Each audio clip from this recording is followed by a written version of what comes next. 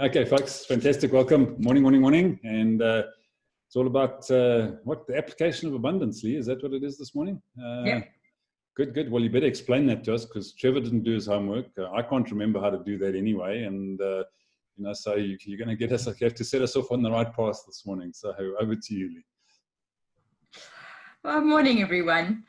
Yeah, again, you come up with these things and then you have to do your own thinking. What I was thinking about yesterday when I suggested that we take this topic of abundance a step further is that we understand that abundance is a mindset. That when we get our mind in the place of looking for and seeing abundance rather than scarcity or fear, that new possibilities or different opportunities open up for us. And that therefore changes our actions. It's not just an intellectual exercise. It's something that should change our lives. And so when I was thinking, well, if I'm thinking from a place of abundance, what am I doing that is in actual fact demonstrating that mindset?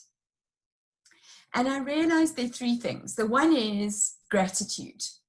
That because I see things that are given, that I'm receiving, that are available to me. And I loved what Nuzipho said yesterday about it's not just what we own, but what we can access. And I think lockdown, when so much was not available to us, just the opportunity to exercise at the time that we want to suddenly seemed like a gift. And so things that we took for granted, now things are opening. It feels like there's more air somehow.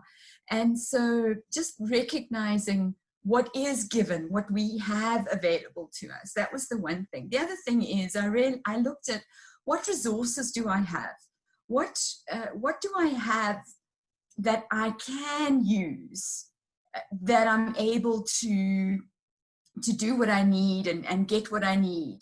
And while there are many, I think for me personally, the one that I work with a lot is my ability to learn. That if I've got, the internet is this incredible resource. People are an incredible resource. Books are an incredible resource. And it means that I have this abundant supply of information that I'm able to learn. And so that is a huge resource for me.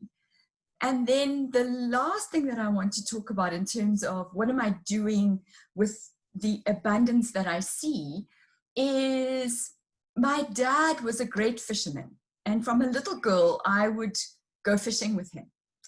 And I think of business like fishing all the time. And it's all about my dad would sometimes have 3 or 4 rods if we were dam fishing in the water.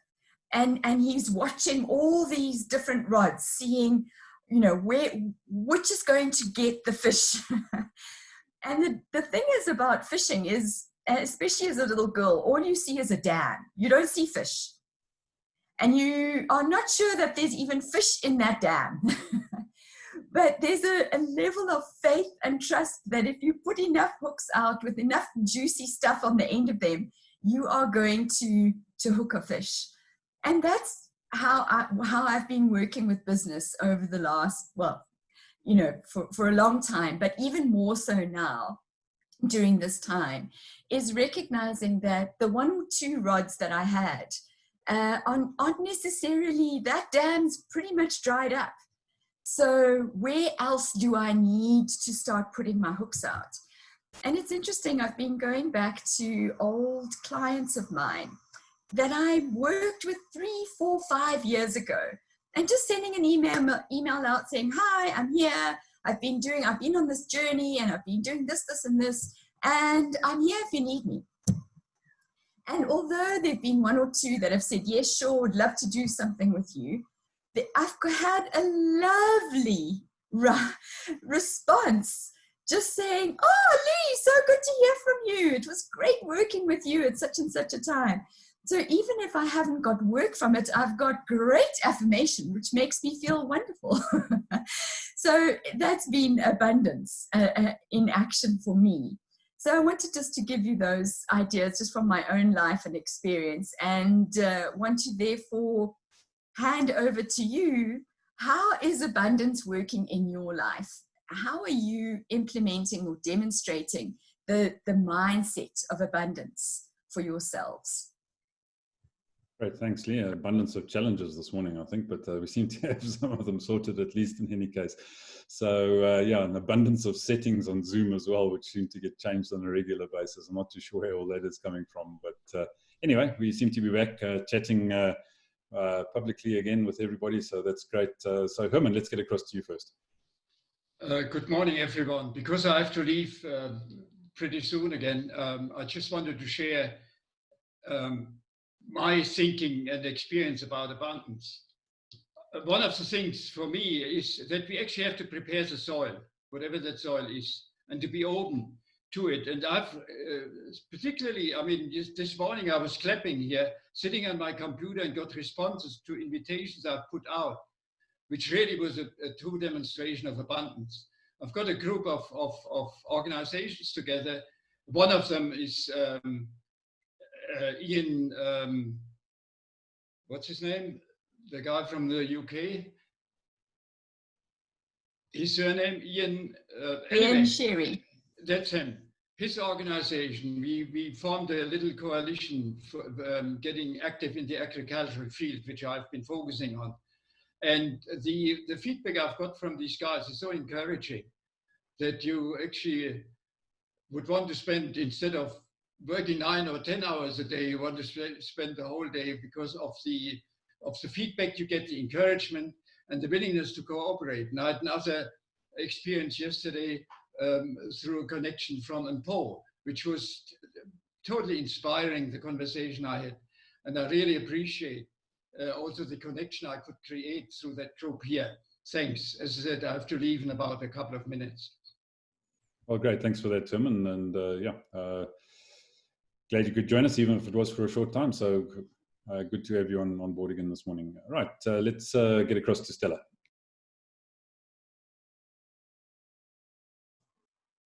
Morning, everybody. A special morning to Steve. I'm glad to see you back, Steve, and Umpo. We missed you guys. Yeah, so after yesterday that I wasn't prepared for yesterday's morning's meeting, and then afterwards I was thinking more on abundance, because if you don't really think about it, the first thing that comes to mind when you say the word abundance, you think financially. But I realized that it's a lot wider than just financial abundance. It's abundance in, as Lee mentioned, the information that's available to us. And for me personally, just abundance in the support that I'm getting from different people that I didn't know before in my new journey of setting up my new company, specifically Ian and Trevor. Yeah, Ivan and Trevor. We had a meeting on Tuesday, and it's guys, just afterwards I thought, you know, what was the possibility that it's only the 3 of us in the meeting, in the premium meeting, and afterwards I felt so blessed. So it's the abundance of people that comes along your way, and that enriches your life, actually. So I just wanted to share that thought with you this morning. Thanks. Great, thanks, Stella. Sally, let's get to you this morning next. Good morning, guys. Hope everybody's well.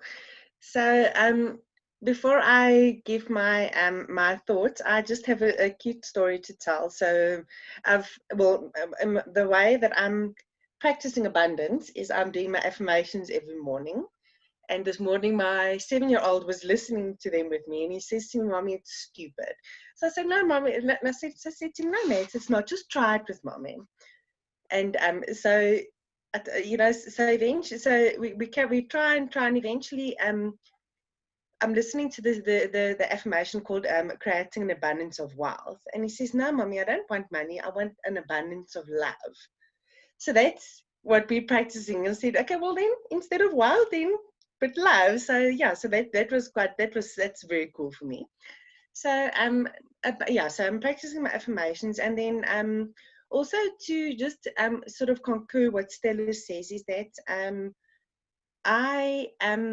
you got to put yourself out there. I'm putting myself out there in terms of meeting new people, stretching myself out of my comfort zone. And it's actually amazing the people that I've met along the way.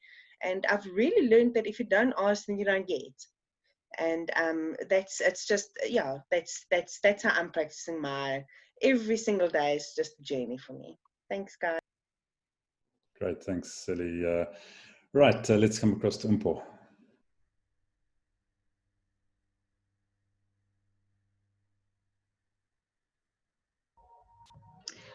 Morning, everyone. Wow, interesting topic. I think I've always thought of abundance as in, you know, access to things for a very long time.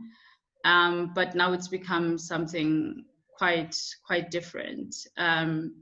So abundance for me has become about my network, my peers, and the things that we're doing together, and what those things are creating in terms of abundance in other people's lives. So I'm loving that. I'm loving the idea of abundance in terms of like my life feels fuller because I know what is important to me now. I haven't had that privilege in my life to have this kind of clarity and the emotional liberation that it comes with. You know, no guilt, no anxiety, to just be happy every day, to know that I've spent my time in the way that works for me. So yeah, that's how I'm thinking of abundance now, and it's great. Great, thanks, Umpo. Right, Steve, let's get across to you. Thanks, Ivan. I've realized over the last 5 or 6 years that I'm in a scarcity recovery program, I think. And one of the things that I'm having to unlearn is what is, for most of my life, formed me from an economic mindset, is this idea of scarcity and that there's not enough and that you have to hoard and you have to look after your own first, etc. And it's been an interesting journey for me to not just try to think abundantly in terms of receiving, but try to answer the question, what does a life of abundance look like lived out? And how can you give when you have very little? How can you give when you have very much? What is enough? But it's been really helpful for me to be challenged to just shed this mindset of scarcity that has molded and shaped me for so much of my life. And there are interesting results for me in that, in terms of some of the interactions with people. There's surprise, there's disgust, there's amazement, there's gratitude, there's rejection. There's all sorts of things that come from different people when you're willing to challenge the mindset of scarcity. So yeah, that's been a fantastic learning curve for me, which I'm still trying to learn in. And even as a family, we're trying to learn in together because we've all been shaped by that, my wife and I. Thanks, guys. Great, thanks, Steve. Yeah, I think it is an interesting journey when you try and challenge what has become the accepted norm around your life. You get kickback, and that's part of the growth process. I think is learning to deal with that kickback and rise above it. Because always love the analogy of crabs in a bucket. I don't know if you know that one. You know, if you put a whole bunch of crabs in the bucket and one starts to get towards the top, the others all pull it down. And you know, I think that's what happens if you get stuck in those environments. And to break free is a difficult challenge. But you know, a bit of persistence and a bit of engaging with the right environments and the right mindsets, and you'll make that break. So great, Kevin. Let's get across to you. Hi, morning everyone. Yeah, no, obviously I missed yesterday, but I'm going to relate a bit to what Sally and Leah said this morning. Well, literally a story, if you like. When I first started networking back in the 80s, you know, my network was literally the phone book with some phone numbers in it, and it was very sparse numbers. You know, scarcity, as Steve said, was very much to the forefront. Speed forward to today, and as they said, we've now got the internet and unlimited abundance of people to choose from. Not, you know, thousands and thousands of contacts I've got already, and I'm adding to my contacts every day. It's literally gone from one extreme to the other, and you know, that's where abundance has really played into the networking side of things. Great, thanks, thanks, Kevin. Right, let's get across to Mpulelo.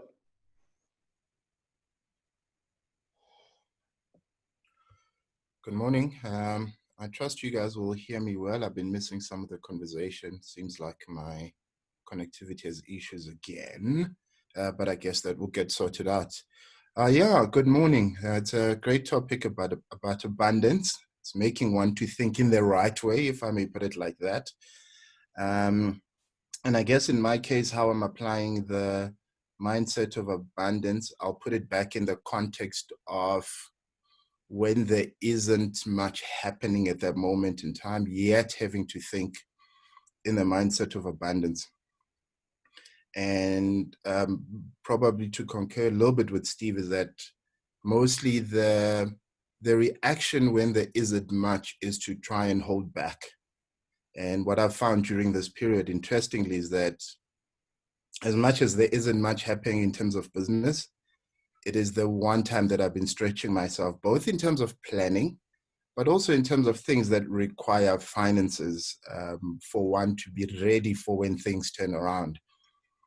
And I guess that's what a mindset of abundance does, is that when you believe that there are possibilities, when you believe that there's a change, even when it's not happening at that moment in time, it informs your behavior in a sense that you then start acting in ways that are opposite to holding back and to not doing the things that need to be done to move you forward. In my house, we call it preparing for rain. That's when there isn't a cloud in the sky, but you still plow the field and plant a seed because you believe that an abundance of rain is coming and you should be ready. So yeah, that's what we call it at my house. So I have found myself spending on things, so literally using money at the time when I'm not making much of it. But it is with the things that I believe I'm spending it because in my mind and in my heart, it's saying there's an abundance that's coming and you need to be ready for it. Right, I love that metaphor, Mpulelo. Yeah, nice one. Right, Cecile, let's get across to you. Interestingly enough, all my life, or a big part of my adult life, I have two brothers that are pretty wealthy, and they see the only way that they see abundance is in financial terms. So they've always, Steve, I concur with you there. They've always said I have a scarcity mindset, but I've lived a good life, and I've always said, well, the last 10 years, that I live a life of voluntary simplicity. I like the simple things in life. I like to camp. I like to be with my friends. I don't like possessions. But people see that you have to have fancy possessions. I've had a car, my beloved Citroen Berlingo for, oh God, sorry guys. Oh, I seem to have lost her completely there. Okay, so let's, while we wait for her to come back, let's get across to Solomon. Morning, Solomon. Solomon's call is always in his Uber or his car. Solomon is not there. Sorry, the telephone rang and it just cut the Zoom off. So I'm back here. Okay, all right. We just sort of got a couple of cross lines here as well on the side. So hang on a sec, Cecile. I'm just going to mute Donovan. And off you go, Cecile. Okay, that's it. Sorry. So yeah. So just to get back there. So my brothers think that when you go on holiday, you have to live in a 5-star hotel and stuff. I love backpacking and I love people. So I love to mix with people from the country that I'm in, number one. But today I'm a bit sad. My daughter-in-law, my son lives in England, and my daughter-in-law came to South Africa in March for her graduation. And then she was stuck here, and today is the first time that she can go back to England. But as it happens, let me just look here. As it happens, her mother, that's 63 years old, is terminally ill with cancer. So she's been with her mom for the last 3 months. And this morning at 5:30, she had to go to the British Embassy and say bye to her mom for the last time. So she probably knows, well, they all know that she will never see her mom alive again. So I'm a bit sad today. But I still and healthy. Oh, so Cecile, we lost you a little bit at the end there, but yeah, our thoughts go out to you with it. Okay, so let's get across to Solomon. Solomon, are you with us? Yes, I'm here. Can you hear me? Right. This is very, very interesting, having to speak about abundance. Yesterday, my comment about abundance had to do with sowing and reaping. Just each one of us having the ability to sow in every aspect of life, so that in the future, we all are able to reap from what we're sowing on. So in trying to practically live abundance in my life, I think it will be very, very important for me to connect with everybody, whoever they are, whatever their talents, whatever their gifts, just be able to give what I have to them, so that they're able to catalyze or revitalize what they have, and they're able to give that away at all times. Remember, each one of us, we've got different fingerprints. So each one of us can do different kinds of things. So when each one of us is able to use their strengths, and they're able to give away their strengths to other people, we find ourselves enjoying abundance from everybody, just releasing everything that's within them. So yeah, thanks. Great, thanks, Solomon. Donovan, let's get across to you.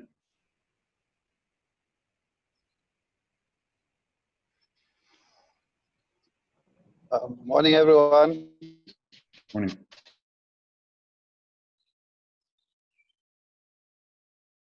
Oh, Donovan, are you there? Hope you can hear me. We can now, yeah. Hello, hope you can hear me. Yes, we can hear you. Yes, I'm here. Yes, I was just thinking.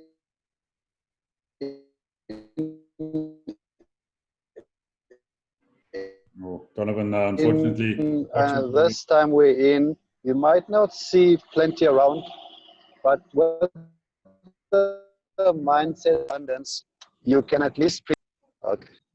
Okay, sorry about this. Yeah, Donovan, you're breaking up quite badly on us. We're getting sort of every fifth or sixth word at best. I'm driving. Let me see if I can quickly pull over. Okay, I hope it's better now. Yeah, it's sounding okay at the moment. Let's go.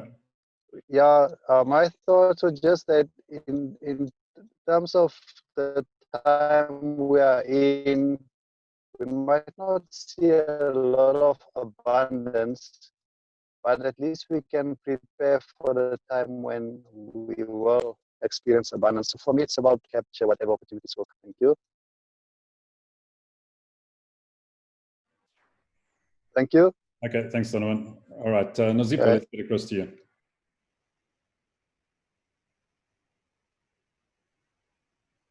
Morning, everyone.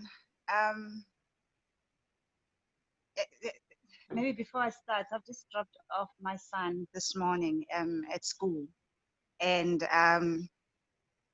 for the first time since March, and I'm feeling some kind of way. I'm saying it's down the road. Okay, yeah, just remind me. But when I dropped him off, you know, we were, the teacher, the principal, the prefects, everyone is outside. And like, you know, I just saw an abundance of care from the school, literally, that's extended to both us as parents and to our children. Like by the time I left the school, I left feeling better than I was when I left home. Anyway, to go back to the topic of today, what Steve said, I think that's where I am too, where it's in challenging the mentality of scarcity, and just every day catching myself when I'm thinking in terms of scarcity, and, you know, pulling myself back and saying, why am I thinking in this way? Like, let me start thinking in another way. And sometime back in, I can't remember what it was, but when we had COP17, it was in South Africa at that time. In fact, it was held here in Durban. And I attended one of the sessions there. And one of the guys that was there, I can't remember what country he was from, but he gave me his books, and like we had a conversation, and he was talking about how he feeds communities. He doesn't just feed a few people once, like, you know, he's got, it's like a soup kitchen of sorts that he does every day. And he was explaining to me how much it costs, and I converted it into rands, and, you know, and I was saying to him that essentially I should be able to, at that time, from my salary, I should be able to also have a few people that I feed. And the more we've been talking about this abundance, I've been sitting thinking, I mean, that guy was talking about how he doesn't give the people meat, he gives them soy. Is it soy or soya instead? And, you know, I've been sitting thinking, I've got this piece of land that doesn't do much. And I'm sitting thinking, why don't I start planting stuff there and start, because I've always, like, since I had that conversation with that guy many, many years ago, I've always wanted to make sure that I have a group of people that I take care of in that way as well. So I think that's what I want to start doing as soon as this whole thing is over. Thanks. Great idea, Nozipho. Thanks for that. Right, Jasper, let's get across to you.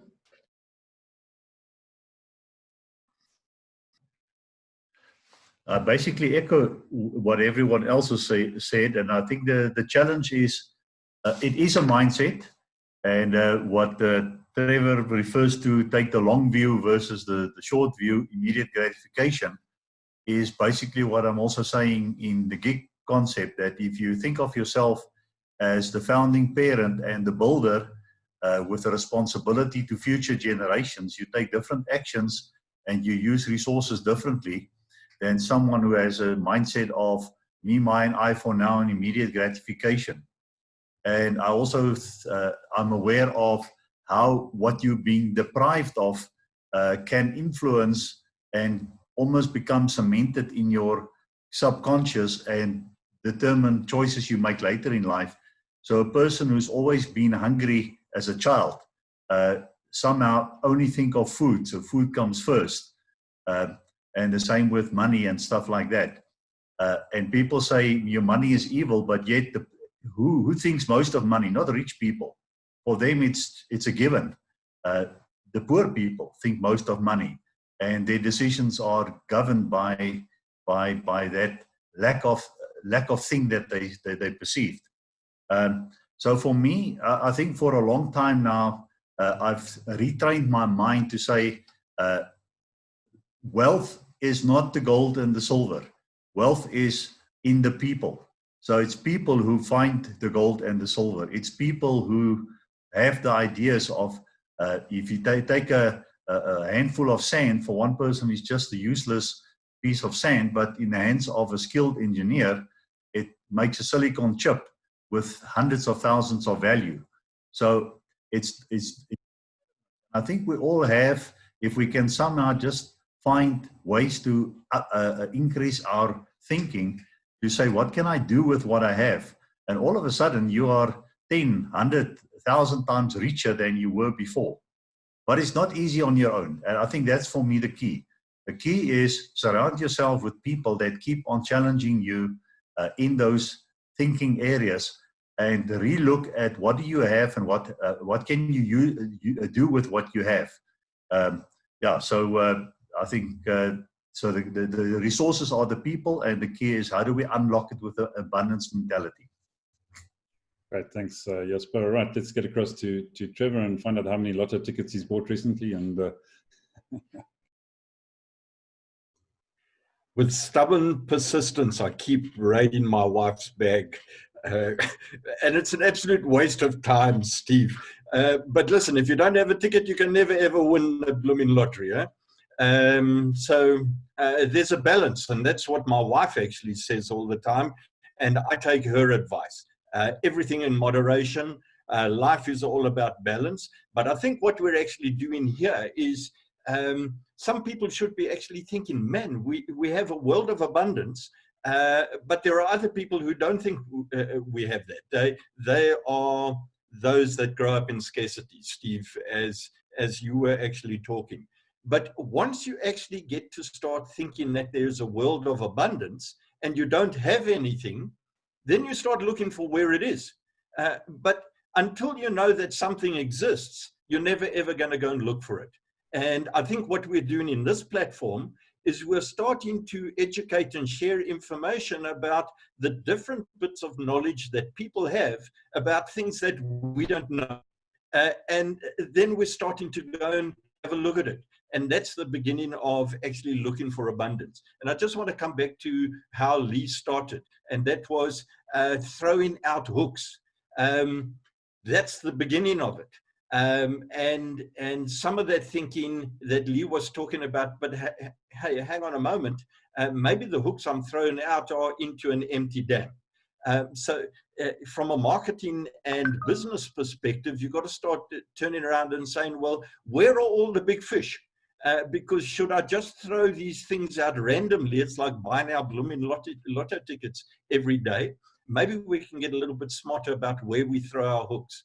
And then for Steve, it depends on the quality of your hook and how heavy your hook is. And the more hooks you throw out into an abundance of people, and there are 7 billion people out there, the heavier the hook, Steve. If it's the size of a blooming anchor and we throw it out, we hit 30 people on the head and they get annoyed with us because we're actually throwing our heavy anchor hook out into the sea of abundance. But you know what? Those are the balances of life. I'd rather throw out these hooks and knock a few people who get irritated to see who actually gets attracted back to us. And then it's all about the quality of your hooks. Do you throw out a fly? Do you develop the fly? Do you have 1,000 odd flies like I've got to actually throw them out? I mean, this life is just phenomenal. There's just an abundance of things that we can do to go and search for the things that we want. But you've got to know what it is that you're actually looking for to begin with.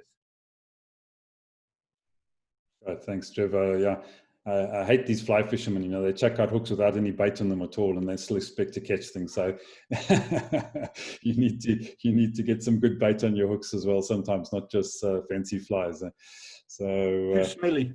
Yeah, it depends on what kind of fish you're trying to catch as well, doesn't it? So, right, yeah, and then I think one of the other things, just as a quick final word from me, is, you know, there's such access to information these days. We have an abundance of information at our fingertips. We have abundance of technology at our fingertips. You know, it's just as Trevor says, you know, knowing what you're wanting to go out and find and look for, and then engaging in the right places to do it. So, for me, you know, the ability to get information, to access information, to then apply that information is just far greater than it's ever been in human history. And I think, you know, the opportunities are at our fingertips right now, simply because of that ease of access. So yeah, that's my final thought. So Lee, over to you to wrap up, and then we'll end off for the day. So I'm just remembering that our conversation over the last several days, and for those who haven't been on board, it started with how do we need to be strong? How can we be strong in these tough times? And it led, I'm not sure exactly how the conversation weaved, but it led to this idea of abundance and needing to think in terms of abundance. But I want to now kind of bring it back to strength, but in a completely different way. Solomon raised it for me, and it's something that I've been thinking about through these conversations, is if we continue to think in terms of abundance, it's not only what is available to us externally, what is in our environment that we can access or that we can use, or in our minds, but we have strengths. We have abilities within us, each of them unique.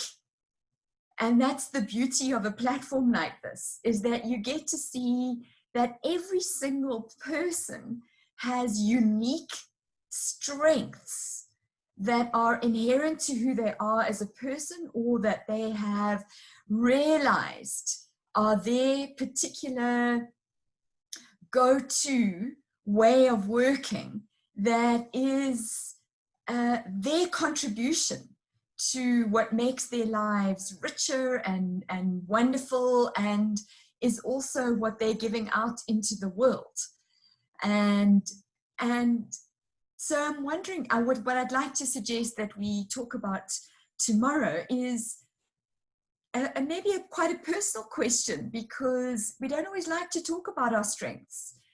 But what are your strengths? That's the question I want to ask, is not just what makes you strong, but what are the strengths that you have that